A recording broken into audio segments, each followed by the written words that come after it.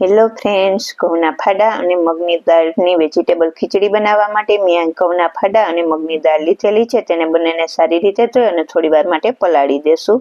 ને મેં અહીંયા બધા વેજીટેબલ્સ લીધેલા છે. હવે કુકરમાં તેલ ગરમ મૂકીશું, બધા ખડા મસાલા ઉમેરીશું, રાઈ, જીરું, હળદર, હિંગ અને મીઠો લીમડો ઉમેરી અને જે આપણે વેજીટેબલ્સ લીધેલા છે તે ઉમેરી દેશું અને જે આપણે ઘઉં અને દાળને પલાળેલા છે ને તે પણ ઉમેરી દેશું અને બધા મસાલા કરી લેશું અને લીંબુ પણ નીચવી દેશું.